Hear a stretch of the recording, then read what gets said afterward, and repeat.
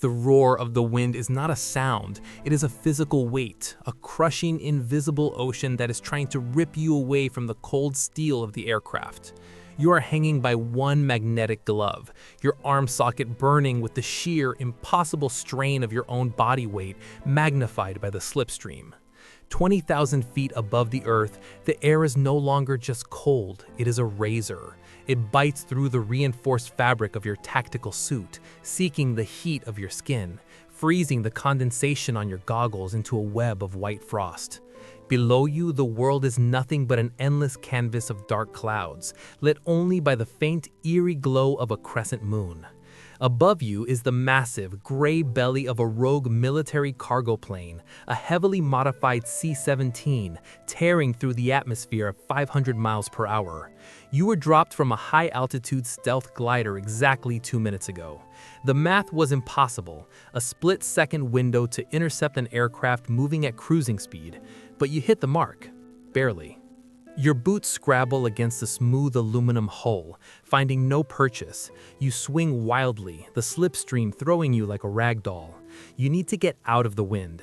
You reach up with your free hand, the servos in your specialized gauntlet whining in protest against the drag, and slam the second magnetic palm against the fuselage. The heavy clack of the magnets engaging is a vibration you feel in your teeth, a small victory against the void. You are secure, but you are completely exposed, and the temperature is dropping by the second. You begin to crawl. It is an agonizing, inch-by-inch process, dragging yourself along the belly of the beast toward the cavernous opening of the rear landing gear bay. The massive doors are still open, a gaping, dark maw in the metal, because the plane is still on its steep ascent. You know the protocol. At 25,000 feet, the pilot will retract the gear and seal those doors to pressurize the lower compartments. If you are not inside by then, or worse, if you are halfway inside when the hydraulics engage, you will be crushed like a tin can. You pull yourself forward, your muscles screaming, the wind trying to peel you off the hull. The smell of aviation fuel and scorching rubber washes over you, thick and nauseating, even in the thin air.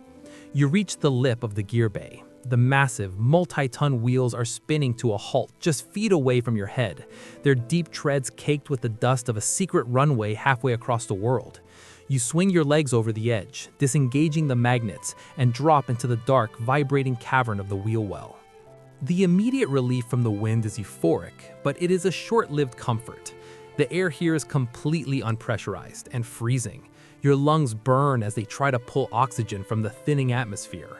You reach down to your chest rig, your fingers clumsy and numb, and twist the valve on your emergency oxygen supply. A hiss of pure, cold air fills your mask. You take a deep, ragged breath, feeling the clarity return to your vision. You have a 2-hour supply. After that, you suffocate. Suddenly, a massive, mechanical groan echoes through the bay. The floor beneath you shudders violently. The landing gear is retracting.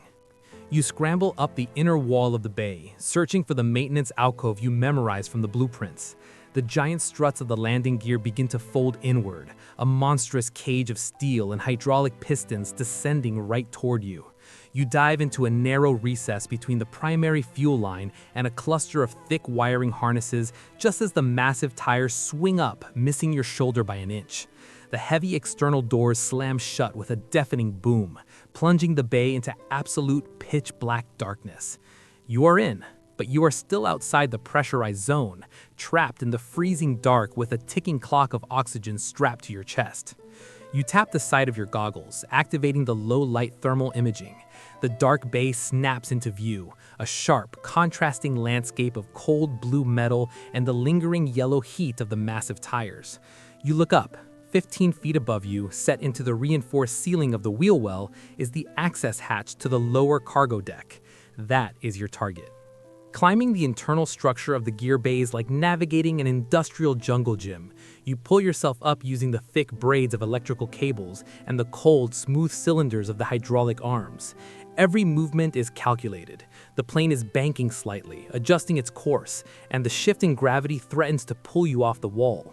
You brace your boots against a steel crossbeam and reach the ceiling, pressing your gloved hand flat against the access hatch. There's a keypad lock, a heavy, hardened casing designed to withstand the extreme environment. You pull a small, flat device from your thigh pouch, a cryptographic sequencer. You snap it onto the keypad, the magnets holding it flush against the metal. A tiny green screen flickers to life, scrolling through lines of code. This isn't a simple brute force hack. The aircraft's internal security net is military grade, designed to trigger a silent alarm in the cockpit if it detects an intrusion. You wait, your breath loud and rhythmic in your own ears. The temperature in the bay has plummeted to 30 degrees below zero. Frost is forming a thick crust over your suit, and you can feel the cold seeping through the insulated layers, biting at your joints. Your fingers are losing their dexterity, growing stiff and unresponsive. You rub them together, trying to keep the circulation going, never taking your eyes off the sequencer. The screen flashes green. A heavy metallic clunk echoes from the hatch as the internal deadbolts retract. You did it. Without making a sound, you grab the recessed handle, twist it, and push the heavy door upward. You pull yourself through the narrow opening, sliding onto the floor of the lower cargo hold. You gently lower the hatch back into place, sealing yourself inside. The environment here is entirely different. It is still depressurized, the main oxygen systems are reserved for the cockpit and the upper passenger deck, but it is heavily insulated and entirely silent, save for the deep structural thrum of the 4 massive jet engines mounted on the wings outside. The cargo hold is colossal, a long, cavernous tunnel stretching 50 yards into the gloom. The only light comes from the dim red emergency bulbs spaced along the ceiling, casting long, distorted shadows across the floor. The space is filled with military hardware. Jeeps, communication arrays, and massive olive-drab crates are locked to the floor with heavy chains and cargo straps. Somewhere in this maze of steel and canvas is the prototype.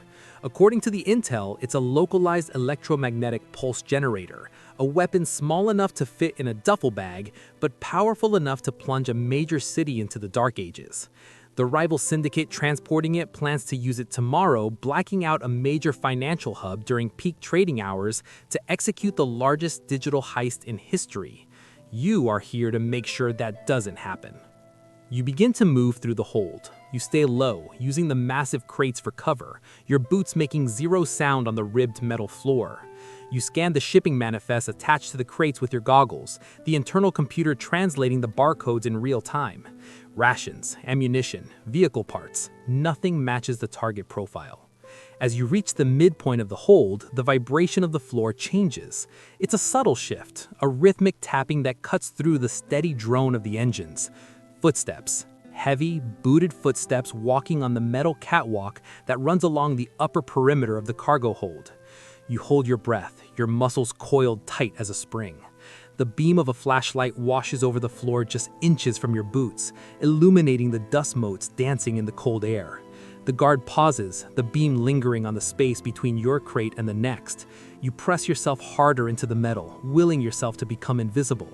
After an agonizing 10 seconds, the guard grunts something muffled through his mask to his partner, and they continue their patrol, moving toward the front of the aircraft.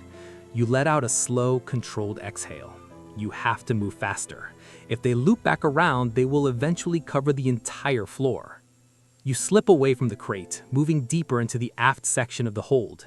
There, sitting alone on a reinforced cargo pallet, is a crate unlike the others. It is smaller, constructed of heavy, brushed titanium, and secured to the floor with 4 heavy-duty magnetic locks instead of standard chains. A thick power cable runs from the crate directly into a wall socket, keeping whatever is inside in a stable state. This is it, the prototype. You approach the titanium case. The magnetic locks are tied directly into the plane's power grid. If you just pull the plug or try to force them, an alarm will sound. You need to trick the system.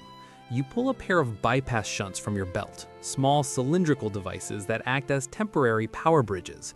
You carefully attach the shunts to the exposed wiring at the base of the locks, routing the electrical current through your devices instead of the locking mechanism. Your hands are shaking, a combination of the freezing cold and the pure adrenaline pumping through your system. You have to clamp the wires perfectly. One slip, one broken circuit, and the entire security team will descend on this hold. You attach the first shunt. The light on the lock stays a steady, secure green. You attach the second, then the third. As you reach for the fourth, you hear it. the heavy clanking of boots on the metal stairs at the front of the hold. The guards are coming down from the catwalk to the main floor. You work frantically. You clamp the final shunt onto the wire. All 4 locks are now bypassed. You reach out, grab the heavy latches on the titanium case, and pop them open. The lid swings back, revealing the prototype. It is a dense, intricate sphere of black metal and glowing blue circuitry, resting in a cradle of shock-absorbent foam. It looks heavy, menacing, and utterly alien. You lift it from the case. It easily weighs 40 pounds. You quickly stuff it into the heavy canvas extraction bag slung across your back, pulling the thick straps tight against your chest to secure the weight. You close the empty titanium case and latch it, leaving the shunt in place. With a passing glance, it will look undisturbed. "Hey, hold it right there!" The voice booms through the cavernous hold, muffled by an oxygen mask, but loud enough to rattle the air. You snap your head up. At the far end of the aisle, one of the guards is pointing its flashlight directly at you. The beam hits your goggles, blinding you for a fraction of a second. You don't freeze, you move. You dive to the right, rolling behind the rear axle of a secured transport jeep, just as a sharp popping sound of suppressed gunfire echoes through the hold. Sparks shower over your head as bullets ricochet off the titanium case you just emptied. They aren't asking questions, they are shooting on sight. You draw your own weapon, a compact sidearm loaded with non-lethal, high-impact kinetic rounds.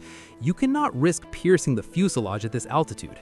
A stray bullet through the hull would cause a massive, explosive decompression that would tear the plane apart and suck everyone out into the sky. You peek behind the massive tire of the Jeep. The 2 guards are advancing down the aisle, moving with practiced tactical precision. They are using the crates for cover, bounding forward while the other provides covering fire. You need to break their coordination. You wait for the first guard to break cover and rush forward. As he moves into the open, you snap your arm out and fire 2 rapid shots. The heavy kinetic rounds strike him square in the chest plate. The impact doesn't penetrate, but it hits with the force of a sledgehammer. The guard is thrown backward, the wind knocked out of his lungs, his weapon clattering to the floor. The second guard instantly drops behind a crate, realizing he's dealing with a professional. The gunfire stops. A heavy, tense silence falls over the hold, broken only by the drone of the engines and the wheezing of the downed guard trying to catch his breath. "Intruder in the lower hold," the second guard shouts into a radio mounted on his shoulder. "Seal the bulkhead and initiate lockdown." You curse under your breath. You don't have time for a prolonged standoff. If they lock down the bulkhead doors, you will be trapped in this section of the plane with no way to reach the extraction point. And the extraction point is the only way off this flying tomb. You need a distraction. You look around the immediate area and spot a stack of heavy metal supply canisters strapped to a pallet. You put your shoulder against the stack and heave with all your might. The heavy metal cylinders tumble forward, crashing onto the metal floor with a deafening, chaotic clatter, rolling wildly down the aisle toward the guard's position. The guard pops out of cover, startled by the sudden noise and movement, his weapon tracking the rolling canisters. It is the opening you need. You vault over the hood of the Jeep, closing the distance in 3 massive strides. The guard swings his weapon back towards you, but you are already inside his guard. You grab the barrel of the submachine gun, pushing it upward as it fires a harmless burst into the ceiling. Using your forward momentum, you drive your knee into his midsection, folding him in half. As he doubles over, you bring the heavy base of your palm down on the back of his helmet. The strike echoes loudly, and the guard collapses to the floor, unconscious before he even hits the metal grates. You don't pause to check his pulse. You know he's out. You grab his radio, crushing it under the heel of your boot to prevent him from waking up and calling for more backup. And then you sprint toward the rear of the aircraft. The plane suddenly banks hard to the left, a violent, evasive maneuver. The pilot knows you're here. They're trying to throw you off balance, to knock you down while the rest of the security team gears up to breach the hold. You stumble, your heavy pack throwing off your center of gravity, and slam hard against the cold wall of the fuselage. You push yourself off, ignoring the sharp pain radiating down your side, and keep running. You reach the very back of the cargo hold. Before you is the massive rear loading ramp, a huge segmented door that makes up the entire tail section of the aircraft. Above the manual release lever is a red warning light, spinning frantically. Lockdown initiated. The electronic controls have been disabled from the cockpit. The pilot has locked the ramp shut. You hear the heavy metallic screech of the forward bulkhead door sliding open. Heavy boots hit the metal grates. more guards, a lot more. They are sweeping the hold, moving fast and aggressively. You look at the manual release lever for the cargo ramp. It is a massive yellow steel bar, designed to be used only in extreme emergencies, and it's secured by a heavy mechanical padlock. You don't have time to pick it. You step back, raise your kinetic pistol, and fire a single point-blank round directly into the padlock's heavy steel body. The lock shatters, twisted metal flying across the deck. You grab the massive yellow lever with both hands, plant your boots firmly on the grates, and pull with everything you have left. The muscles in your back scream in protest, the veins in your neck bulging against the cold. The lever groans, resisting you for a terrible second, and then it snaps downward into the release position. A deafening alarm begins to blare throughout the hold, a shrill, pulsing siren that cuts right through the noise of the engines. The massive hydraulic lock securing the ramp disengage with a sequence of heavy, bone-rattling thuds. "He's at the ramp! Fire!" a voice screams from the darkness behind you. The massive ramp begins to lower, descending like a drawbridge into the sky. The moment the seal breaks, the depressurization is violent and instantaneous.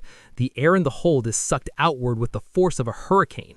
Loose crates, tools, and the empty metal canisters you use as a distraction are instantly swept off the floor, flying past you and vanishing into the black sky. You drop to the floor, digging your fingers into the metal grating to keep from being blown out prematurely. The wind is a roaring, chaotic monster, far worse than when you were on the outside of the hull, because now it's a funnel, channeling all the pressure of the cabin out into the void. You look back, the guards are holding on to the secured cargo with dear life, unable to aim their weapons in the chaotic hurricane of the depressurization. They are grounded. They cannot follow you.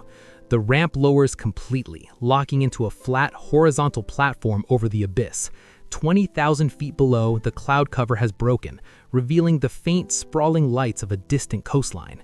It's a terrifying, beautiful drop.